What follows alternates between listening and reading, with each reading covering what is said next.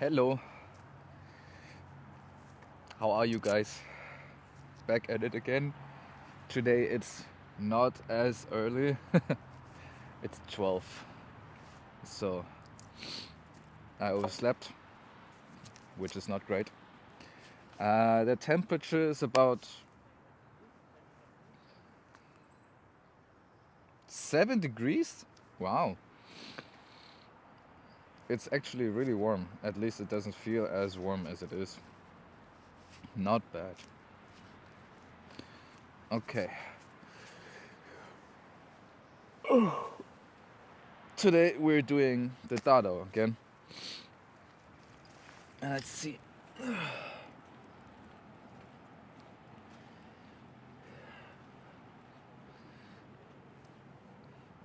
I actually don't really like training that late. I really don't like it because there are a lot of people around walking by and then looking at what I'm doing.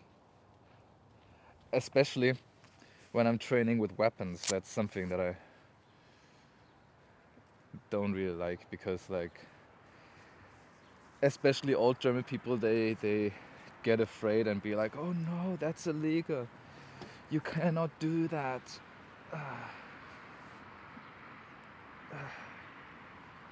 Well, if I train with real weapons, then it would be illegal because this is public space.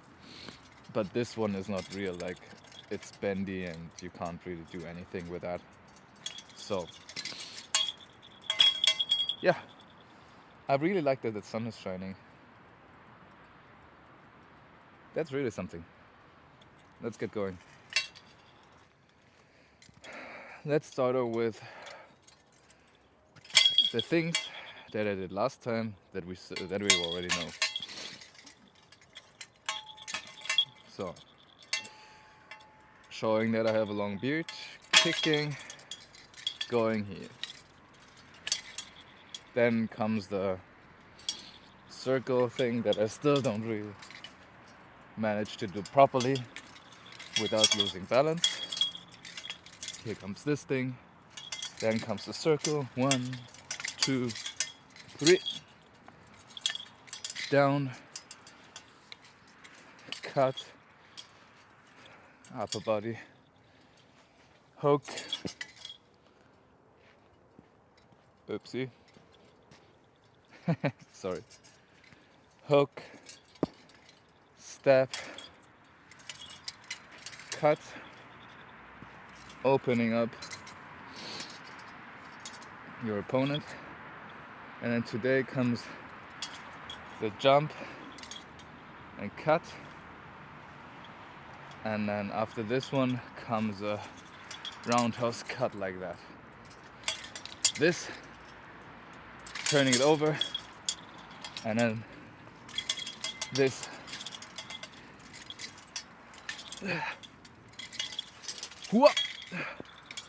Oh, almost.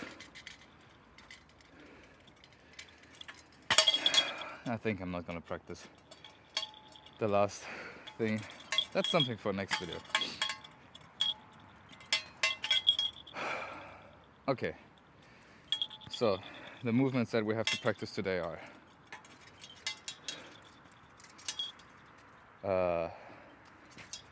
opening up, cutting, jumping down,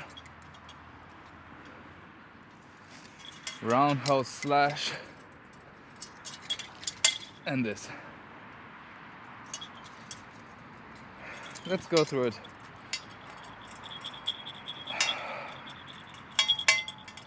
Let's go through it lightly again.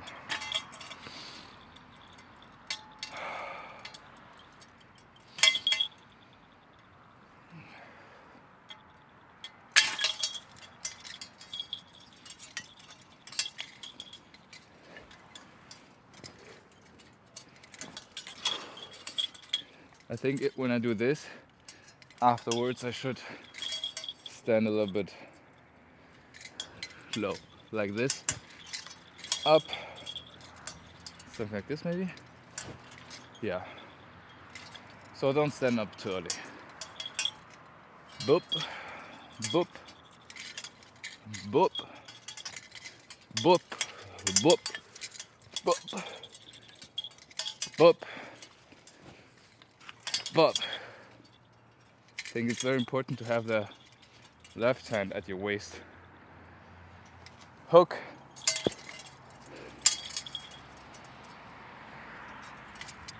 Cut. Oh, I forgot the kick. So from here, kick, back, and then open up, jump, cut, and then roundhouse slash, down. I think after the slash, I shouldn't stand up too much. More like this.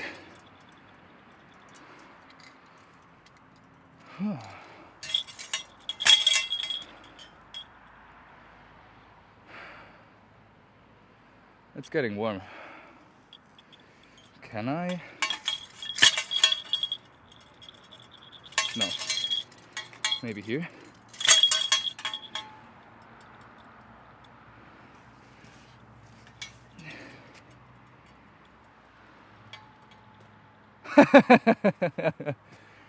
That's funny.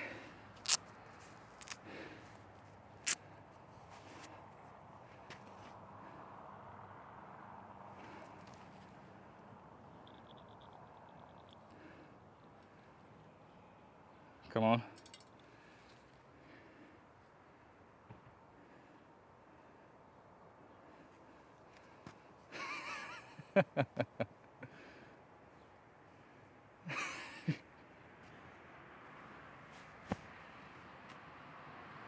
Nice.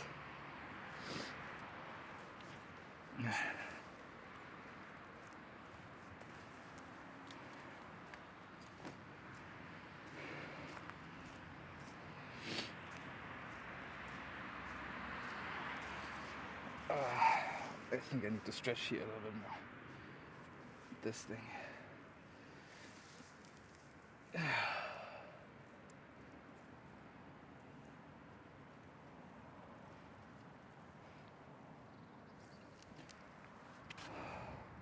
Oh, wind.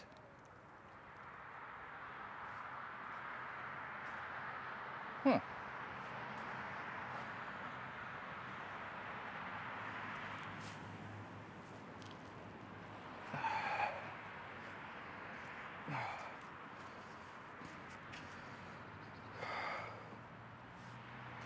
Okay. Let's go again.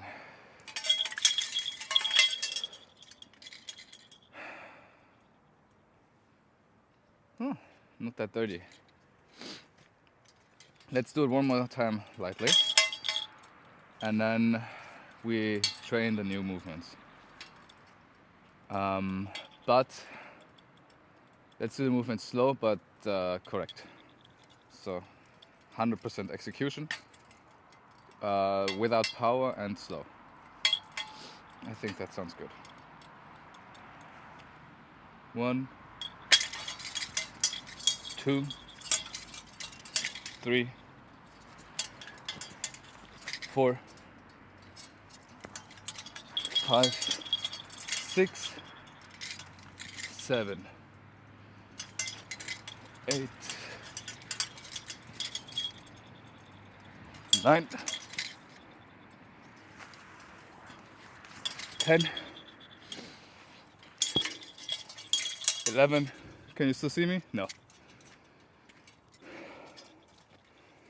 11, 12, 13, 14,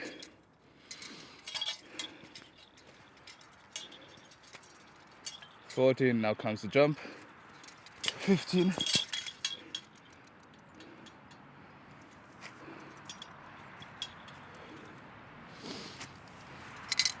16, 17. Whew.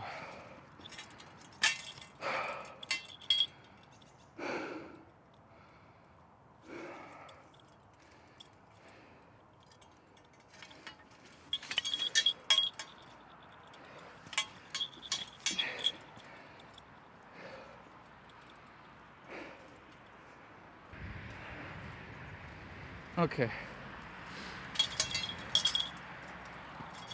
The last movements. Let's make a plan. So, the last movements that we have to do, I have to practice, is first, the kick. Maybe practicing the kick. Kick. This one we practiced already. The jump, and then the turn. So we have, let's only do 3. So we do until here, and then this one we do next time. Or maybe if we have time we can do it today as well. Let's do the turn first, so we go backwards, because the jump is very strength intensive. So I would like to do that at the end, so I have a little bit more power to focus on the coordinational things and balance things, and the kick as well. So really, let's go backwards. Turn, jump, kick. Sounds good. Okay, so the turn. We land here, and then from here, it's basically a circle over the left foot, and you drag the blade. Let's just do it 3 times, so we can get a feeling, or I can get a feeling on how the turn behaves, especially from the standing up perspective. I think it's okay if I do a little drop. So if I stand up a little bit like this, turn like that, and then drop into here, I think that's okay. But I shouldn't stand up too much, so I shouldn't be standing straight. I think that's not correct. Also, the blade might be necessary to have a little bit higher, so like chest height, not waist height, when dragging it along. But I'm not certain. Let's do it 5 times. I think this is just something really easy to practice, and it just needs a little bit balance to make this stand on point. Something like this.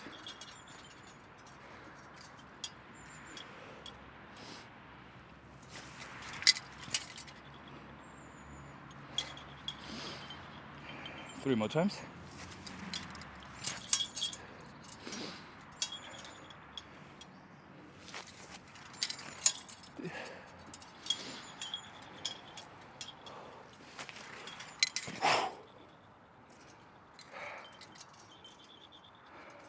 One more time. Let's try to keep it a little bit higher, not dragging it along like this, but like from here, bring it over like this. And also end position maybe on somewhat face height, or at least shoulder height with the blade.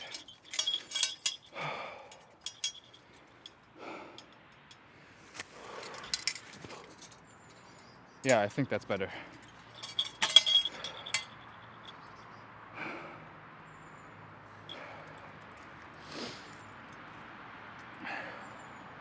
Let's try 2 more times like that.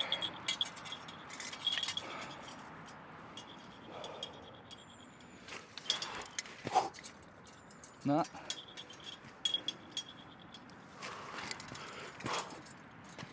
I turned too much.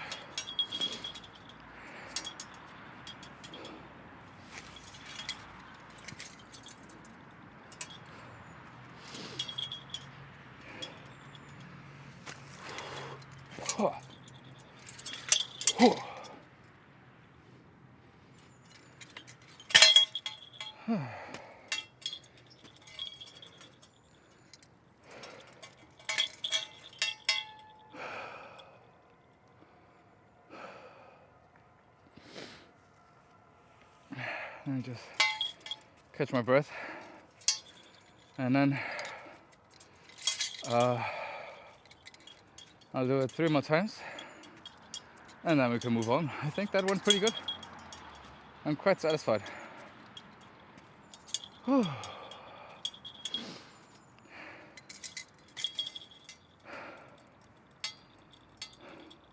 That's a cool weapon.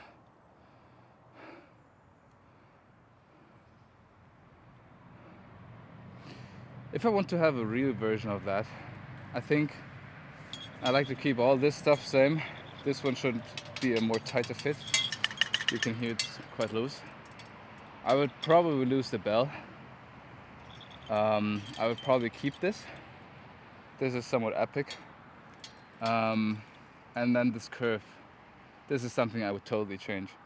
So like you can see here, it's almost 90 degrees. So I would, if I would design it myself, I would like not have it a big belly like this, but like go somewhat more like here. So it looks more like a dao or a saber, which would also make it less heavy, at least a little bit, because like you can see now it's just a sheet of metal, but a real blade of course would be a real blade, so it would be thicker, have a spine, all these things. This thing is actually really cool because you can just screw it apart, take it apart. It's also a gift, was a present to me from Jiehong Dage, from Taiwan. Yeah. The spike at the end is quite good, but I'm not 100% sure if I would keep it like this. Maybe I would just have a cap at the end, because a spike is like, if you have a spike, you don't, if your floor or the ground that you're training on is soft like this dirt pile here, then it's fine, you can just like, but like if you're training on concrete, that's something you don't really want to do. So at the traditional Hansha weapons, you have just a cap, you don't have a, oh no, is it overexposing again? Don't do that. Excuse me for the poor image quality. I'm still figuring out how to operate the camera correctly. Okay, so the spike, I would not have a spike, I would have just a metal end cap, because it's just one less part that you have to maintain and have to be careful of to not damage it and like destroy your weapon. So I would just have not a spike, but an end cap. That's fine as well. It has enough stopping power. You don't need a spike at the end if you have a blade on this end.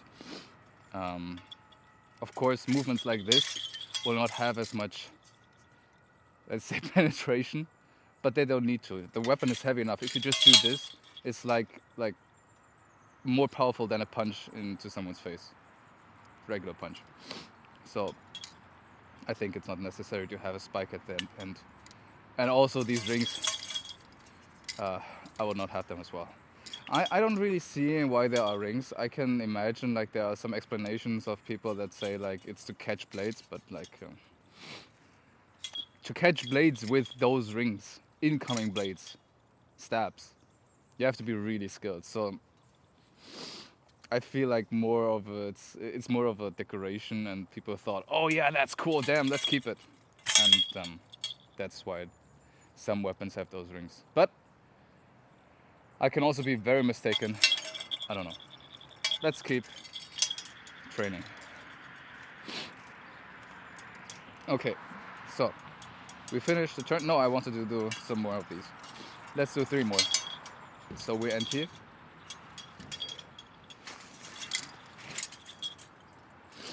Yeah. I think it's okay if I do a slightly diagonal turn that's going up. So like I'm spiraling up like this. It's going like here, up, up, up, up, up, and ending somewhat on head height. I think that's fine.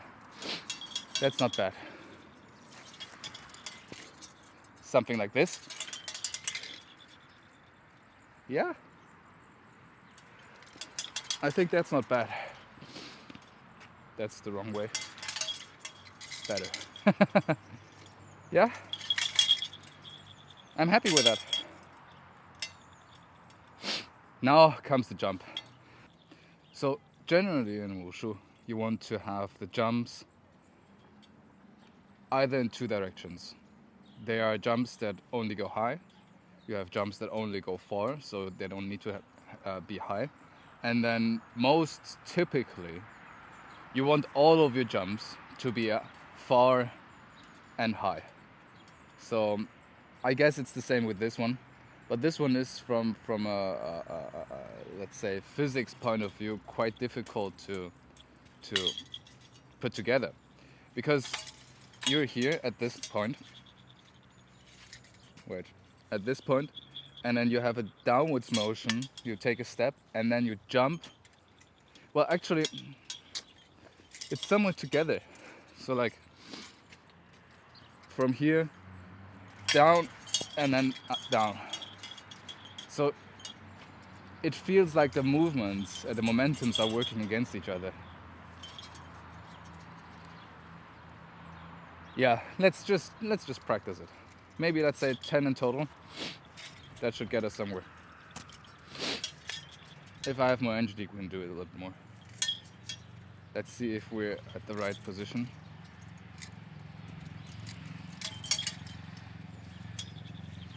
Yeah. Okay, let's go.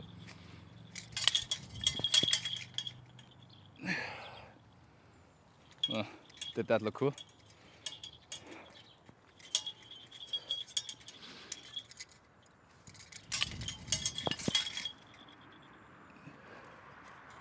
Did that look cool?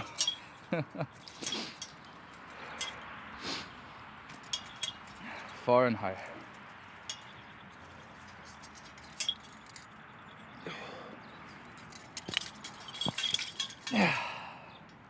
Oh yeah, and then in addition, almost all the jumps need to, all the landings of the jumps need to be as quiet and soft and light as possible. Of course. What else?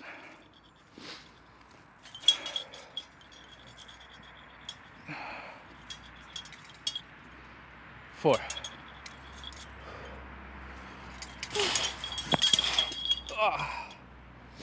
That was the complete opposite of landing soft and lightly.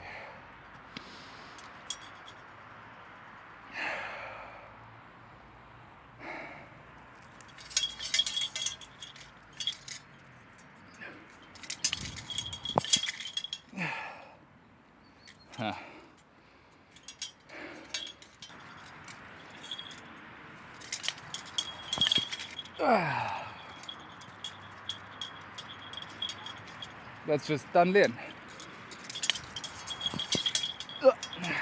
Turn too much.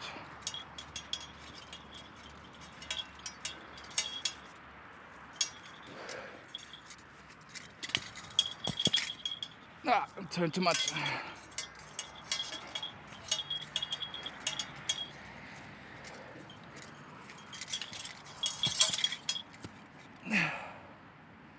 I'm landing too sideways.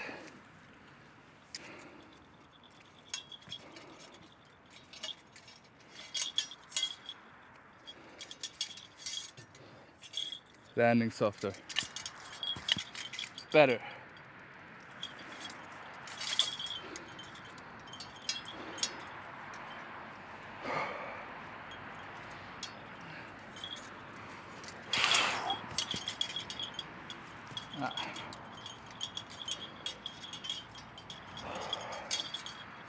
Landing more controlled. A little bit better.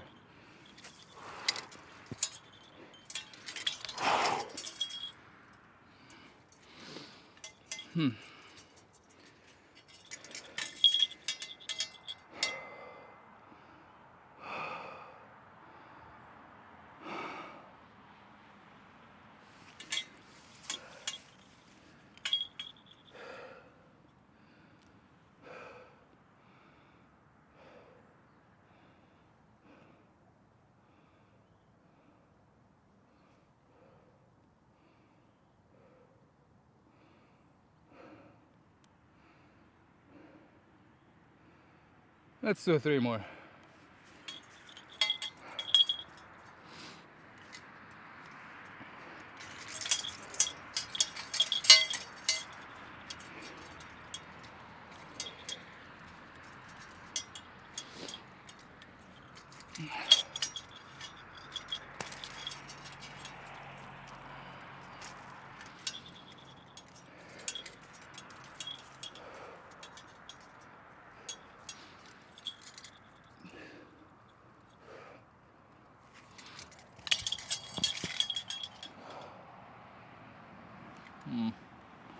I don't know.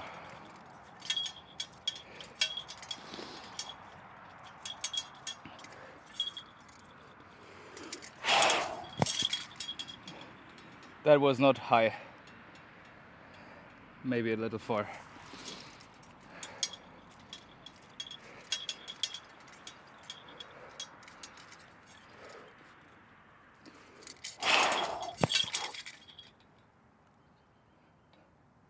It feels a lot more secure than before. I'm fine with that. Okay. Whew.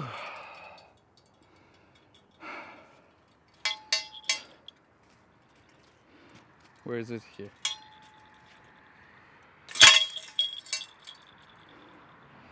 Let's, what is the next thing that we have to do? The kick. The kick, and then we put it all together. Sounds good. Okay, so the kick.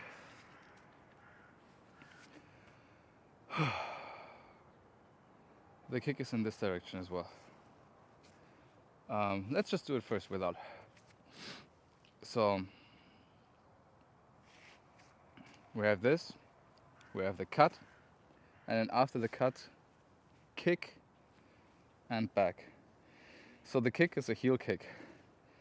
So you want to have the heel digging into your opponent, and your knee goes up first, so it's not like this, it's like this, but the movement with the dada is sideways, so somewhat like this.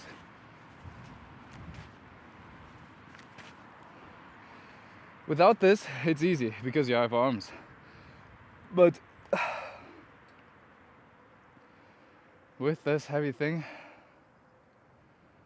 it gets a little bit more difficult. But let's try.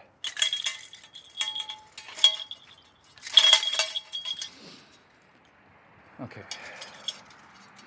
We end up here, and then kick and back. So you actually want to use this. And this arm is not going around like this, but it's somewhat sliding. You keep your elbows tight. At least that's how I figured. It's the easiest possible to do. And then go like this, and then back. Kick, back. I think one of the harder things to do with this movement is to still have your posture correct when doing the Kungfu. So when you're in the Kungfu like this, your upper body should lean forward, and then you kick, and then your upper body should lean forward back again. That your upper body and your back leg are in one line. Kick, something like this.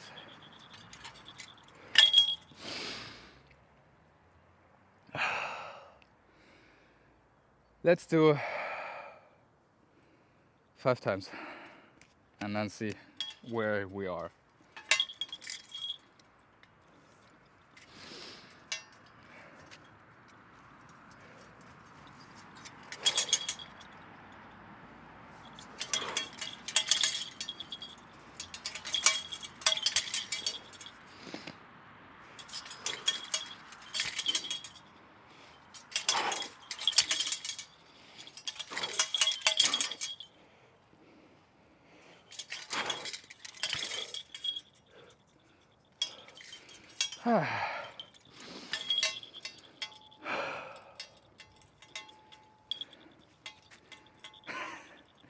The more I step on the ground, the more muddy it becomes.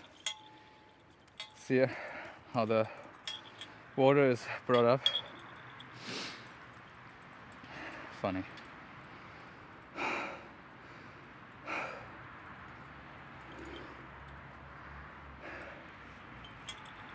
Okay. not that satisfied. So let's do 5 more.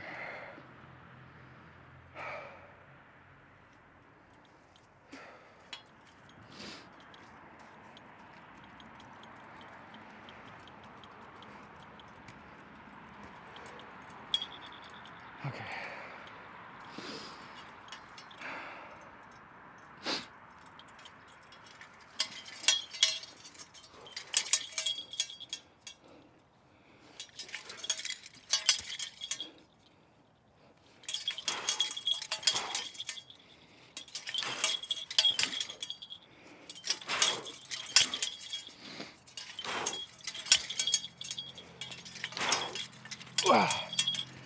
The last one was not good.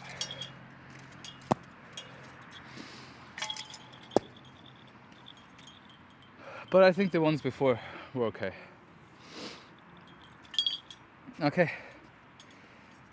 Now let's do it this way.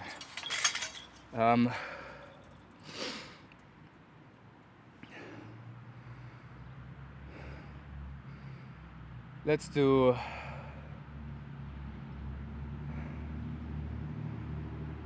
all the new movements together, including one movement before. So I think if we start from the kick, that's fine. And then after the kick, yeah, I think that's fine. After the kick to the end, then we do that a few times. And after that, oh no, that wasn't great. After that, after that we go do all the movements that we had until now. Let's see if this works out. 3 times. First one, go a little bit slower. I think that's good. So we end up here. Kick. Back. 1, 2, 3, 4. Yeah. Well, that wasn't slow. That wasn't slow at all. Then let's go slow now.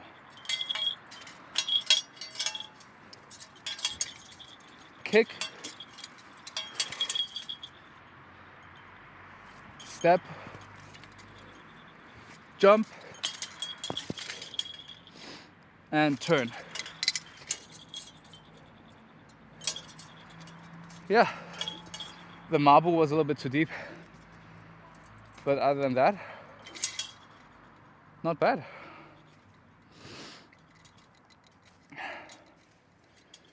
One more time. After I caught my breath.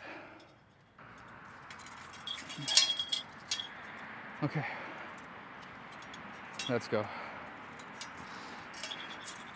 Cut, kick, cut, open up, jump, turn, turn. Man, this weapon needs some strength.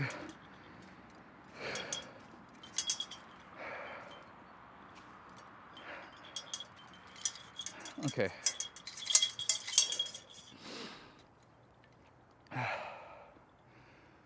Now let's do one last time. One last time, everything together from the start, and then we're done for today. Good. Okay.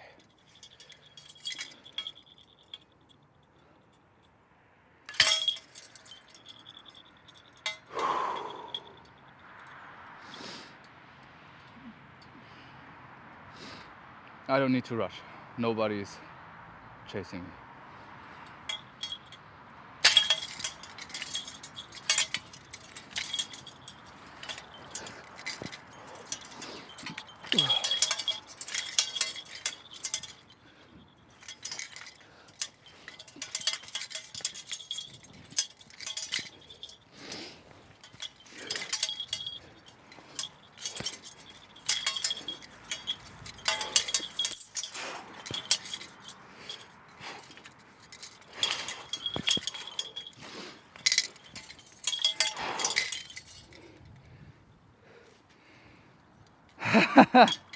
I said I don't need to rush. Oh, apparently, I can't even listen to my own advices.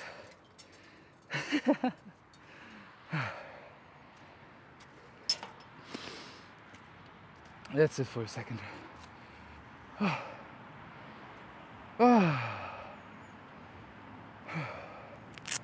That was good. Slowly getting there.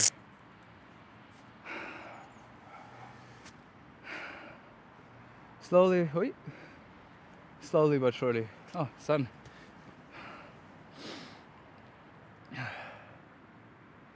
Yeah, I think that's getting good. I can really feel a little bit in my right shoulder, but it's not a harmful stress that I put on my shoulder. I think it feels good. It feels fine.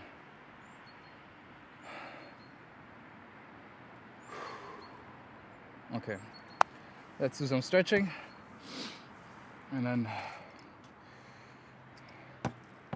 we're done.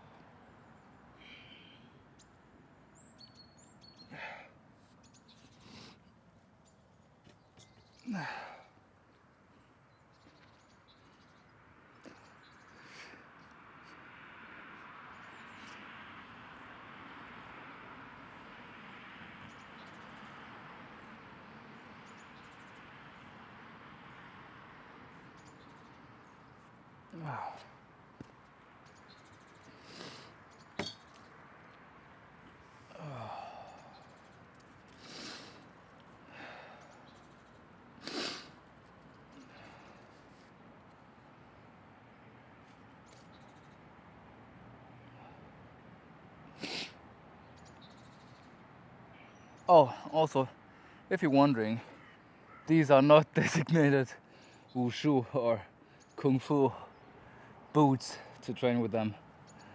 These are military boots. So the reason why I use them to train is because the ground here is so muddy sometimes and dirty, literally, that I would have dirt and sand in my wushu shoes quite quickly, and that's why I use the boots to train here on this ground. Also, they are very warm, so I do not get cold feet when I train here, which is quite comfortable, I would say so. Okay.